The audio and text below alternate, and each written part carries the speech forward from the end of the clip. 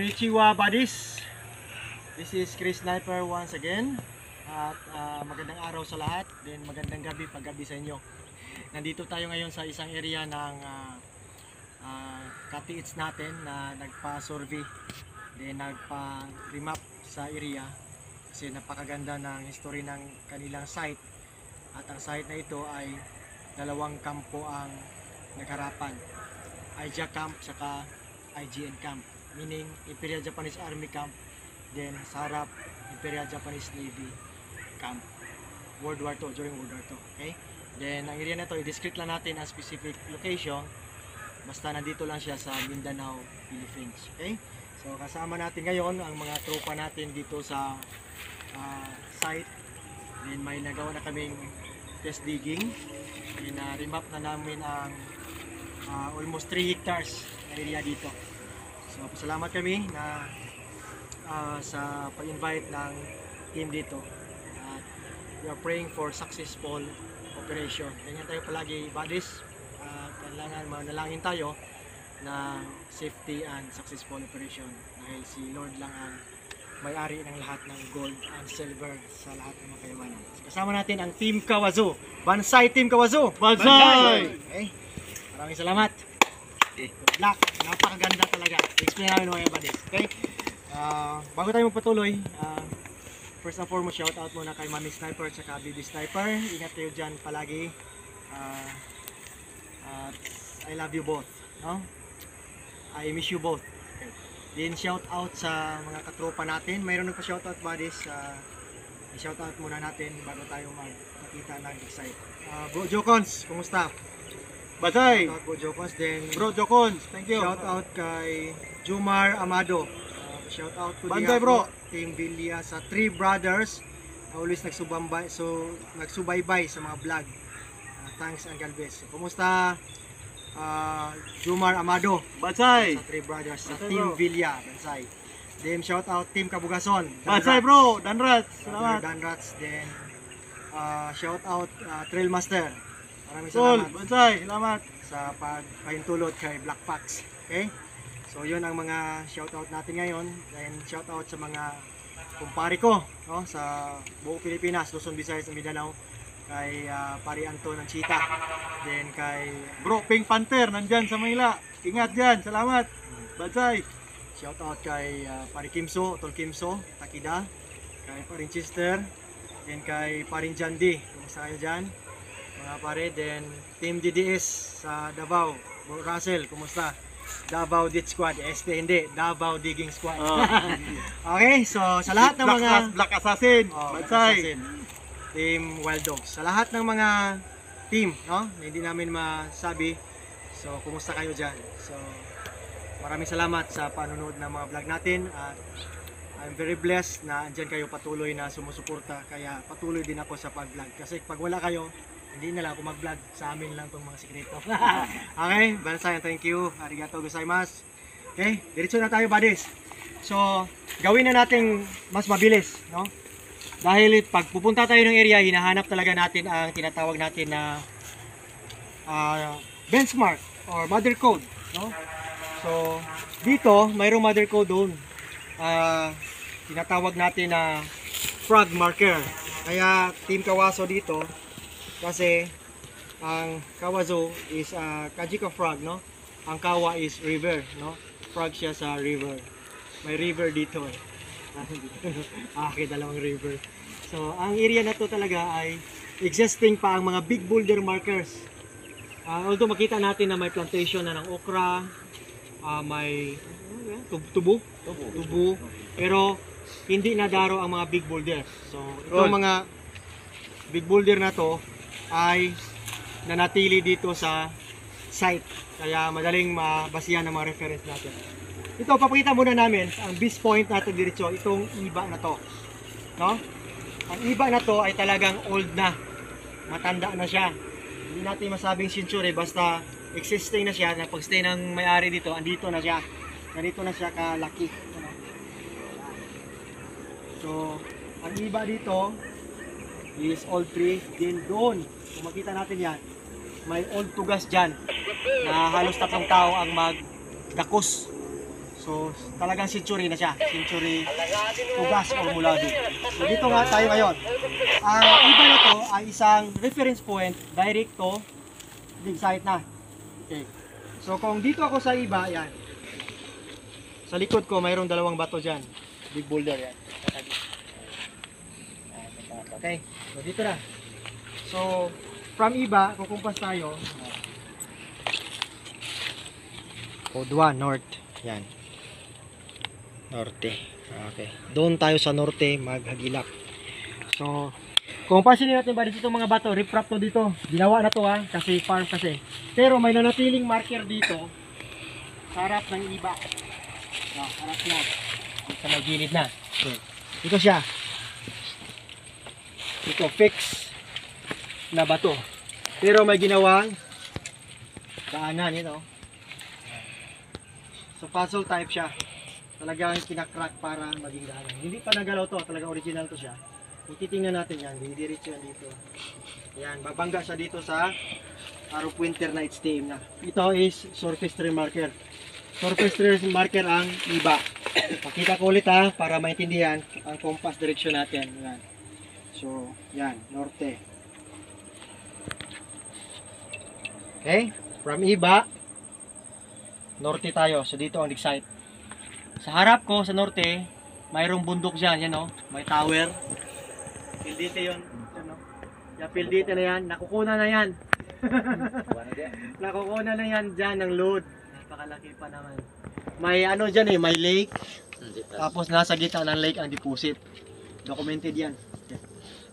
So ngayon, buddies, tingnan natin iba yan. Talagang old na siya. Sinunog po nila dati, pero nabuhay pa rin. Ngayon, ang item natin is dito lang siya. Ito ang spot ng item. 3 feet galing dito. Mayroon lang ano. Pakita ko lang ang proper. Pakita lang natin ang distansya. Ayan o. 3. Galing sa puno. So dito ang item. Ito. Sa pako. Tingnan nyo naman sa STM. Mayroong bato dito. Mayroong bato sa harap. So pag didiretsuhin natin yan. Yan o. Diretso siya dito. Dito intersection niya yan. Pero, STM, hindi namin tinanggal para makita nyo. Yan, dito lang item. Ngayon, bakit napunta ang dig site natin doon? Okay, so dito ng item, no? Papunta tayo doon, kukuha tayo ng proper perimeter, 5 by 5. 5 feet by 5 feet. Yan ang standard para hindi delikado sa ilalim. Pwede sana dito tayo, di ba? Pero hindi pwede. Hindi natin patayin ang puno. Bawal yan, no? Irespeto natin. Kasi talagang marker to. Saka hindi pinatay nga to ng mga Japanese dati. Kasi makakain sila nito. Antioxidant ito. Iba. Pwede yan pang ano, sinigang. No? Sinigang. Oh, sarap yan. Iba. Okay? So ngayon, dito ang item. So dito lang ang dig site. Dito tayo kumuha ng 5. Nag-edging lang tayo. Hindi pa namin tinanggal pero tatanggalin talaga to. Okay. Anong nangyari? Diretso na tayo. May mga coordinate to doon. Coordinate na mga bato. Diyan sa harap yan. 45 to 5 degrees, may big boulder dyan. Ayan. Okay, diretso yan dito. Okay? So, diretso na tayo. Pag hukay natin, trenching, tingnan nyo, 3 feet na to. Taas. Hanggang di 3 feet siya. Ayan. Talaga. Okay, 3, no? Ano lang, dito, wala pa. Mga almost 2 feet. Ayan, nasa 20 inches pa siya, hindi pa nag 2 feet. Pinalalaliman namin dito, ditong target natin. Tsaka test dig mo to. Pag full operation na, bagsakan na to, diretso na. Okay, ang nangyari ngayon buddies, pag hukay natin, lumabas to, yan, sa gilid. Yan. Then dito, puno to lahat ng broken stone. Mga bato na iba-iba ang shape na mga basag-basag. Ito siya. Yan lahat. No? Ngayon, anong mga remarkable HTM? Baka sabihin nyo, natural lang yun, Chris. May mga bato talaga. Oh, natural lang. Kasi, mabato dito. Kaya may mga bato sa line pilo. Pero, may mga marker talaga na nagpahiwatig na may deposit dito. Okay, pakikuha ng mga marker. Dito natin ilagay para mas klaro. Nagpatag saging pa daw. Dire-diretso. So, 3 feet na to. Yan may mga bato pa nga Yan. May mga V-cut. Dito na ilagdag. Yung mga remarkable HTM or hidden trail marker.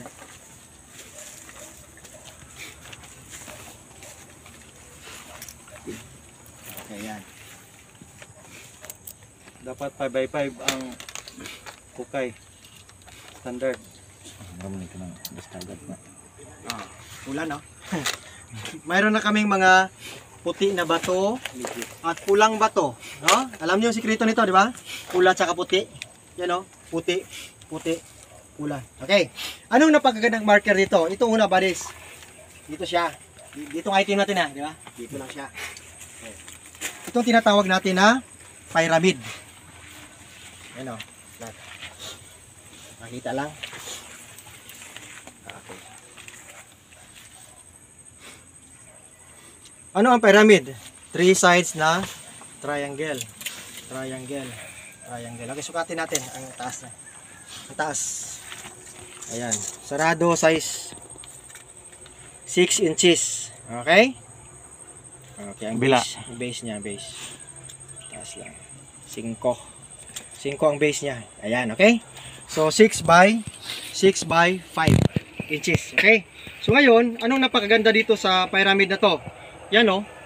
May hole siya. May bangag bagamay. Nakasya yung daliri mo. Yan, oh. Ibig sabihin yan, one deposit, center shaft, sentro.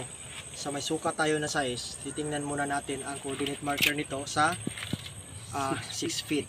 Then, ang 6 yards na tayo, 18 feet. Tingnan natin anong lalabas sa 18 feet na coordinate marker. Pag lalabas ang items, praise the Lord. Thank you, Lord. Okay? Napagaganda, no? Yan, pyramid talaga siya. Kung imo balihon tuntun. Tuntun. Pero may mata siya. Mata. Okay? Parang Illuminati, ah. Okay. So ngayon, ano pa? Box marker.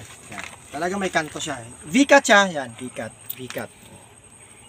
Pero box marker siya na maliit. Kaya lang, no? Hindi naman siguro triangle yan, no? Box. Sa kabila, nabasagan lang. Okay? Box marker ang tawag natin yan, buddies. Box HTM. Okay?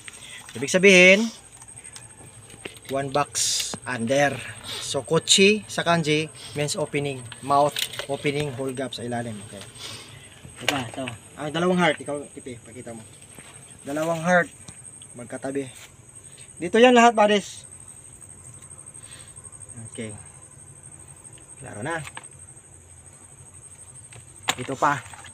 Ito ngayon ang matindi. Ito ang tinatawag natin na heavenly steam marker. Okay. Salamat sa mga insights na kumpare ko. No? Paring Jande on the mix. Nakahara. So ito yon ang Bansay, tinatawag pre. natin na Thank you. fish or isda. Isda ba? No. Ang term nito is heavenly steam. Okay? So ibig sabihin pag makuha to sa hukay, sentro tayo. No? 'Yun ang mga kanji na naka na center, middle, inside. Okay. May mata siya, no?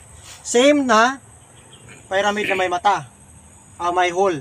Siya may hole din na kasya din ang isang daliri, yan oh. Klaro lang na isda. Okay, sa kabila, 'yun pa rin, may mata pa rin siya, yan oh. Yan. Mura manigpiad. Okay. Gisugba ganyan na yun. Gisugba nga isda ganiya. Sud ana mo ba sinugba lami kayo. Okay? Isda, heavenly steam marker, good marker. Dito pa rin siya. Okay? Diyan ka muna. Basi sugba karon. Itong delikado buddies na marker. Diyan muna. Anong makita natin? Parang ulo ng pato or ibon or something ganon. Okay? So baliktarin natin, may mata pa rin siya, yan oh. Yan, klaro lang. At yan. Pato, no? Pato. So, poison marker. Items with poison, yan oh. 1 deposit under with poison. May itchy pa yan oh. Yan, parang pato. So, poison marker siya. Hindi natin alam anong klase yung poison, basta mag-ingat tayo sa 6 feet. Kasi size dito eh. Pareha lang yan oh. Ano no? Sukod eh.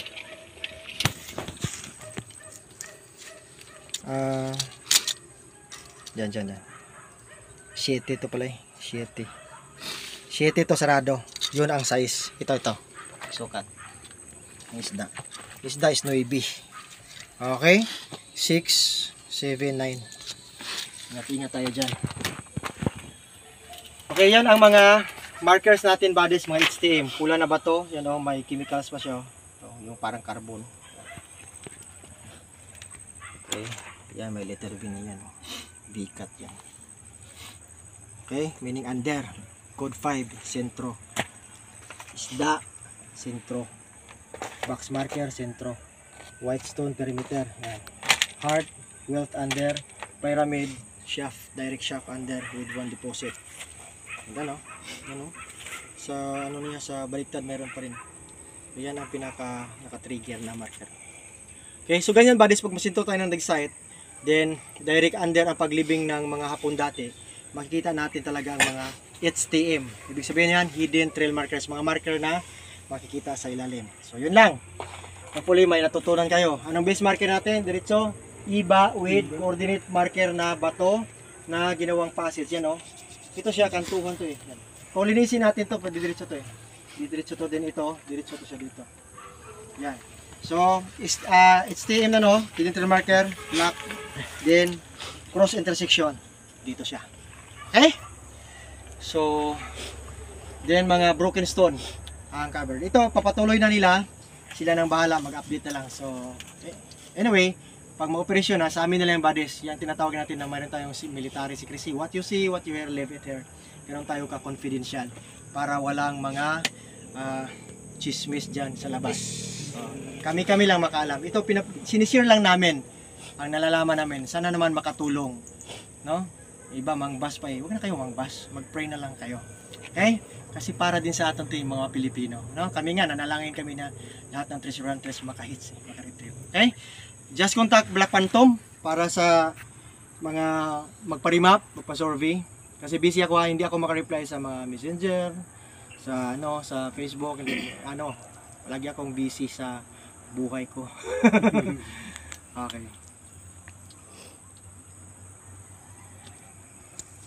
Okay, so diretso tayo. Mayroon pa kaming ipapakita doon na site. Dito ta sa hayag din, nakita ta usan. Nagbansay sa ta din. May part 2 kami na iba-vlog buddies. Isang yung sinasabi ko na frog marker saka turtle marker. So, in another video namin ipapakita para hindi masyado mataas ang vlogging namin. Okay, once again, this is Chris Sniper. Thank you for watching. And salamat Team Kawazu. Bansay! Bansay!